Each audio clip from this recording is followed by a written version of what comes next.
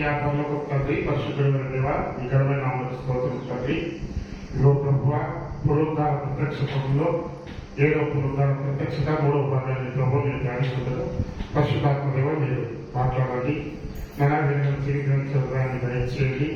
నానా మీ లేఖనాల్లో ఉన్నటువంటి అర్థము పరమాత్మను గ్రహించే కృప దయచేయమని మా మాట మీ యొక్క మాటలు వచ్చి మీరే మైపడుతుంది వేసే మనం ప్రార్థించుకుంటున్నాం తండ్రి.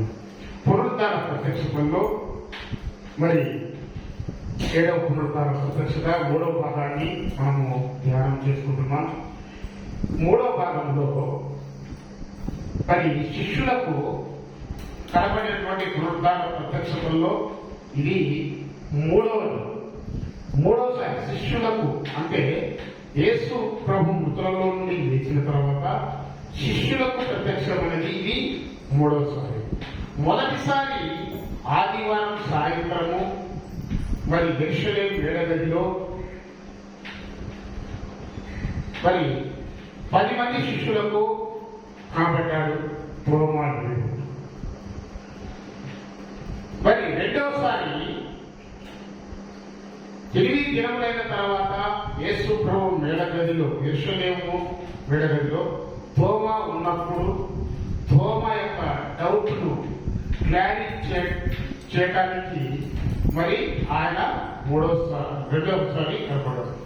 మూడవసారి ఇప్పుడు గలిలయ సముద్ర తీరమున శిష్యులకు 7 మంది శిష్యులకు కనబడటం, గలిలయ సముద్ర తీరమున మరి శిష్యులు చేపలు పట్టబోతున్నప్పుడు 7 మంది శిష్యులు ఇక్కడ సముద్ర తీరంలో ఉన్నప్పుడు ఇది మూడవసారి కనబడటం.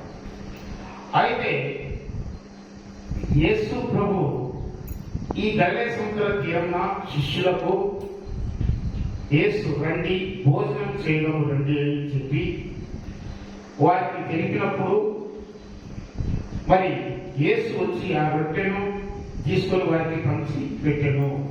అప్పుడు యేసు ప్రేమించినటువంటి శిష్యుడు సీమోను పేతురుతో మరి ఈయన యేసు మరి ప్రభు సూరి అని చెప్పటం జరిగింది. అయితే యేసు ప్రభు పునరుద్ధాన ప్రత్యక్షతల్లో వారికి 11 పునరుద్ధాన ప్రత్యక్షతను కనపరుచుకున్నాడు. ఆయన 40 దినములు భూమి మీద ఉన్నట్లు మనం చూస్తాం. అపోస్తలుల కార్యం 1వ అధ్యాయం 3వ వచనంలో యేసు శ్రమపడిన తర్వాత 40 దినముల వరకు వారికి కనపడచ్చు అని ఉంటుంది. 40 దినముల వరకు వారికి కనపడచ్చు దేవుని రాజ్య విషయముల గురించి బోధించారు. యేసు పునరుద్ధానం అయిన తర్వాత కూడా దేవుని వాక్యం బోధించారు. అంటే వారికి కనపరుచుకోవటము, వారికి తను తాను ప్రత్యక్షపరచుకోవడం చూశారు. అయితే వారు నిదానంగా గుర్తుపట్టగలిగేవారు. వారు భోజనం చేసిన తర్వాత యేసు సీమోను పేతురును చూసి, యోహాను కుమారుడైన సీమోను, వీరికంటే నన్ను ఎక్కువగా ప్రేమించుతున్నావా అని ఒక ప్రశ్న వేశారు. Jesus said to Simon Peter, Simon, son of John, do you love me more than these? వీరికంటే నీవు నన్ను ఎక్కువగా ప్రేమిస్తున్నావా అని ప్రశ్నించాడు. Simon said to him, yes Lord, you know that I love you. You know that I love you. అవును ప్రభువా, నేను నిన్ను ప్రేమించుతున్నాను. అయితే Jesus said to him, feed my lambs. Feed my lambs. గొర్రె పిల్లలను మేపు.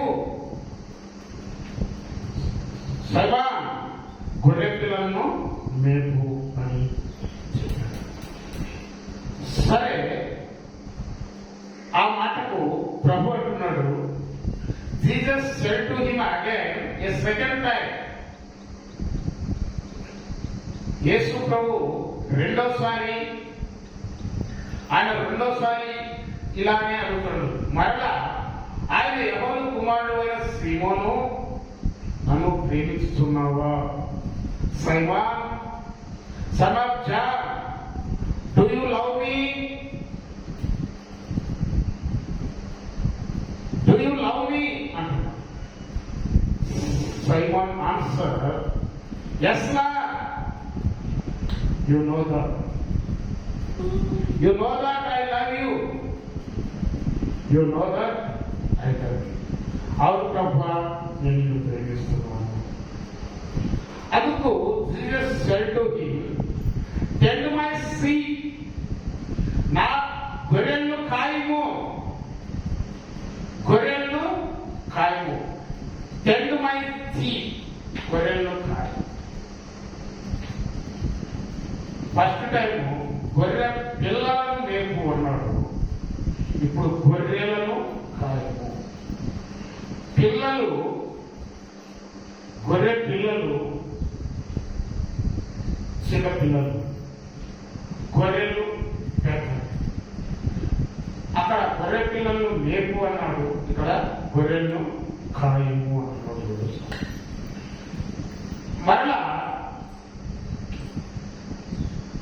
17వ వచనంలో మూడోసారి ఆయన యెహోవా కుమారుడైన సీమోను, నన్ను ప్రేమిస్తున్నావా అని అడిగాడు. అందుకు పేతురు విసరపడి, ప్రభువా, నీవు సమస్తము ఎరిగినవాడు, నిన్ను ప్రేమిస్తున్నానని నీవే ఎరుగుదు. కాబట్టి యేసు ప్రభు మూడోసారి కూడా చెప్తున్నాడు. Jesus said to him the third time, మూడోసారి కూడా అలానే అడుగు. అప్పుడు వ్యసనపడ్డాడు. ప్రభువా, అందుకు పేతురు వ్యసనపడి, ప్రభువా, నీవు సమస్తము ఎరిగిన వాడవు, సమస్తము నీకు తెలుసు. Lord, you know all things. You know that I love you. ఏమంటున్నాడు? ఎందుకని ప్రభు మూడోసారి కూడా అడుగుతున్నాడు. మొదటిసారి ప్రశ్న మారలేదు, రెండోసారి ఇచ్చిన ప్రశ్న మారలేదు, మూడోసారి ప్రశ్న మారలేదు. 3 ప్రశ్నలు యేసు ప్రభు అడిగిన 3 ప్రశ్నలు ఒకే విధంగా ఉన్నాయి. Simon son of John, do you love me? మూడోసారి కూడా అదే అంటున్నాం. కాకపోతే మొట్టమొదటిసారి అడిగినప్పుడు do you love me more than అన్నాడు. మిగతా 2 సార్లు డూ యు లవ్ మీ. మొదటిసారి అడిగినప్పుడు మీకంటే నన్ను ఎక్కువగా ప్రేమిస్తున్నావా అన్నాడు. 2-3 సార్లు డూ యు లవ్ మీ, నన్ను ప్రేమిస్తున్నావా. Peter was grieved because he said to him the third time, వ్యసనపడి, do you love me? Do you? నీకు తెలుసు, నేను ప్రేమిస్తున్నాను సంగతి నీకు తెలుసు. Lord, you know all things. సమస్తము ఎరుగుదు. You know that I love you. ఇప్పుడు ఏమంటున్నా అంటే Jesus said to feed my sheep, feed my sheep. గొర్రె పిల్లలను మేపు, గొర్రె పిల్లలను మేపు. ఇప్పుడు గొర్రెలను మేపుము. మొదటి ప్రశ్నలో గొర్రె పిల్లలను మేపు అన్నాడు, మూడోసారి గొర్రెలను మేపు. మొదటిసారి యేసు ప్రభు సీమోనుతో నా గొర్రె పిల్లలను మేపుము అన్నాడు. రెండోసారి గొర్రెలను కాయము అన్నాడు. మూడోసారి గొర్రెలను మేపు. ఆధ్యాత్మికంగా చిన్న పసితనంలో ఉన్నటువంటి, ఆధ్యాత్మికంగా ఎదగనిటువంటి వారికి, ఇంకా రక్షణ పొందిన కొత్తలో ఉన్నటువంటి వారికి వారు కొన్ని పిల్లలతో సమానం. వారు పసిపిల్లలు, దేవుని వాక్య విషయంలో పసిపిల్లలే, ఇంకా పాలు తాగవలసిన వారే అనేటువంటి మాట ఉంటుంది. హెబ్రీ పత్రికలో ఆ మాట చూస్తాం. మీరు దేవుని అంటే అనుభవ జ్ఞానం లేనటువంటి వారు పసిపిల్లలతో సమానమని ఈ దేవుని వాక్యం చదువుతుంది. కాబట్టి హెబ్రీ పత్రికలో మనం చూస్తాం ఆ మాట. హెబ్రీ పత్రికలో